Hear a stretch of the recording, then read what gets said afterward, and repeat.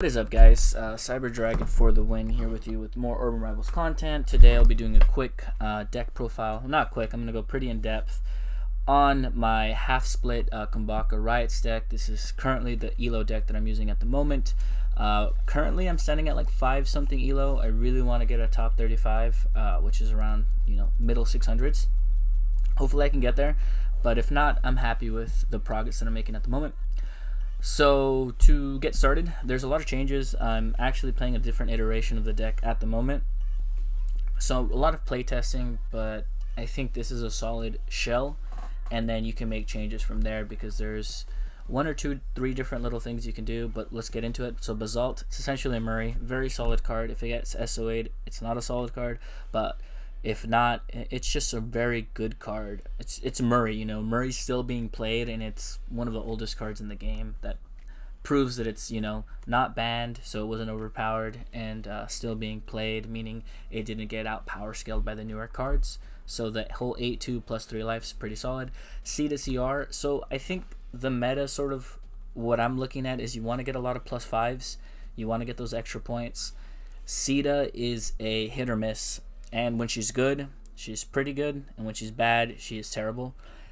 Essentially, you play her at no pills or you don't play her at all. If you get SOA'd or if you get cancelled against Raptors or whatnot, you're essentially just playing with 3 cards and you're just taking the L with Sita, throwing her out there, or leaving her till the end when they can't do enough damage to beat you, so it's okay if they beat Sita.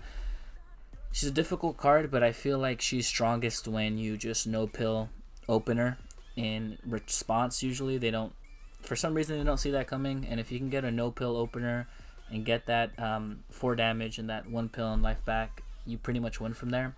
Hilal is just a very great bluffer, and also so you can bluff with her and have them overpill. Usually they 4 or 5 pill to beat her. That's usually the case, and then you just no pilled her, so now you're at a advantage. Or you can pill and try to defeat a bluff, and then you're either about equal or above 2 pills. So Hilal's a very good card. Pavam CR, she is just solid. She's like Numar. Nothing much to say about her. She's like a constant. You need her. The SOA is just, the utility of having an SOA on demand is awesome. Agnes is a 6/6. The 6 damage is amazing. And ELO, sometimes you really need that damage. That Fury 8 can do a lot there. If she's not stopped, her ability, of plus 3 power, man, it is very tough to beat her. I like to save her towards the end and just win the final round, the deciding round with her, because 9 power is really OP in my opinion. Cards that have 9 power are just like not fair, especially innate 9 power cards with Agnes. If she gets SOA or power negated, she's a 6 power card, which is just terrible. But I don't know. Man, there's some of these 9 power cards that are legal in EFC that just make the game feel unfair in my opinion. Let me know what you guys think down below. I just think it's ridiculous. 9 power is just insane. Farman, again, he's a plus 5 right now in EFC. He's good, I think. I don't know. Farman's just really hit or miss. For some reason, I do win with him, but he just doesn't feel strong. I just think 7 power with no other way of winning. Confidence, you stop the bonus, but oftentimes it doesn't help too much, because if they have an ability that helps them, gives them power, or reduces your power, reduces your attack, buffs their attack, you're just a 7 power flat. He's good though. I don't know. I'm really hit or miss. This can get removed for something else. So can this. Lindsay right here. This is the big card that can really get removed. You can play Dog Boy, or you can play the LD, or you can play something else. I think that the revenge is very situational. Sometimes it helps a lot, sometimes it doesn't. The LD doesn't have the revenge factor, but he also has 5 power, so it's really hard to win. Against Lindsay, they oftentimes have to 1 or 2 pill, thinking that you're going to go for a win, which is kind of weird because, you only have 2 damage. Why would you ever want to win with Lindsay? So you can go ahead and remove this, guys. Newell. I love Newell.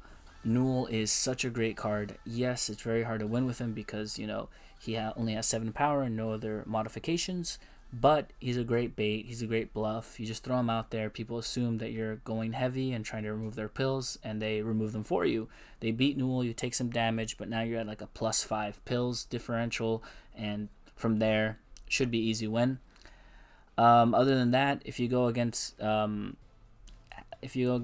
a half Dex, he's not as good. But I've been seeing a lot of monos or threes with an occult, so it's been pretty good. This is the deck, guys. Currently, I am sitting at around 500 elo. I'll go ahead and add one gameplay with the deck at the end. I hope you guys like it. If you want to try out this deck, it is around 360,000 clints. Again, you can always modify the deck, make it a bit cheaper, replace this, replace the Lindsay. I think this isn't even what Lindsay costs at 2 stars. I think you can buy a 1 star for a lot cheaper. Let's go ahead and check that out. Yeah, you can buy a 1 star for a lot cheaper, 27, and level it. So the deck should be only like 250. You can replace a few of these cards. Pretty cheap deck in my opinion compared to all the other ELO decks that are out there. If you run a cult, if you run all this other stuff, is super expensive. This is moderately cheap, especially if you just do your daily challenges, guys. Do your EFC challenges. Do your seasonal quests. They give you CRs, and you can make this deck very easily. Hope you guys have a nice day. Try out the deck. Let me know what you think. If you could do me a favor and go like it on the public presets. I don't really see much public presets. I was looking for one. I didn't want to make my own deck because I don't think I'm a great deck builder. But yeah, it's gotten me to around 500 EFC, so I guess it means something. Yeah, so I hope you guys like the gameplay. Okay, guys, so I'm just going to go ahead and provide commentary over just sort of what I was thinking this game. So oddly enough, he starts with what I think is his biggest threat, a 7/7. He doesn't play with confidence. Very odd opening. In my head, I really wanted to, what I probably should have done, I don't know, taking 7 damage is really risky. So usually what I do here is I pill like 1 over what I think he would max pill, and I thought he would max pill like 5, maybe even 6. He pills 7. So this already feels like an impossible game to win. I have a 2 pill advantage, but I am at a 7 health deficit. This is one of those games where I just wanted to FF, but I didn't. So it's my turn. What do I do here? What's going through my head? So I really already thought that this game was lost, but I didn't want to give up. So I decided to just play against, the only thing that I could think of here is Petra Fury. I was like, okay, I'll play it out. I'm most likely going to lose, but let's not get too hit. So I go ahead and pill enough to not lose by Petra. So here I'm thinking about it. I'm like, okay, I'll 3 pill because that saves me from the Petra Fury. And then the game right here is pretty much just in his hands. He has a lot of different ways to win, but I just want to go ahead and, the reason why I don't play my my Sita CR is because it gets SOA'd and it just loses, so there's no point in throwing that out there. And then if he goes Petra, he can pretty much just Fury and win. So I'm waiting here, waiting, thinking what he's going to do. He's doing Oxo, because if he actually plays Oxo at nothing and just stops it, I think he guaranteed wins, because then he just plays Petra and beats my my Agnes. So I'm waiting here, and he plays Murray. And plays Murray at, I believe, 1 pill. 2 pills, oddly enough. And that's pretty much game right there. So all I have to do here is, if he plays Oxo, I play my Sita and lose and beat his Petra. And if he plays Petra, I just have to beat Petra because he can't Fury. I took a while to think here because for some reason I was thinking, oh, but if he Furies, he wins with Oxo, but he only has 2 pills, so he can't Fury. So yeah, that was the game. I guess it's inspiration to not give up, even though that felt like just such a losing game.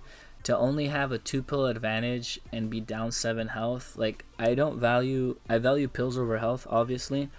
It's not 1 for 1, it's probably more like double.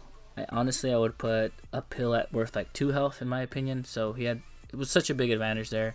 So Oxo wins there, and then I'm making sure I'm doing the math, even though it's like 10 minus 6, that I win, but I'm just like, do I really win? Double check, and there it is. Should be game there. Just has to play Petra, and then it's over. So yeah, guys, that was the gameplay. I hope you guys enjoyed it. The deck's really good. I don't think it's too high of a skill ceiling. It's pretty easy to play. You play it a couple games, and you'll kind of get the gist of how to win. So you guys have a good day. Cyber Dragon out.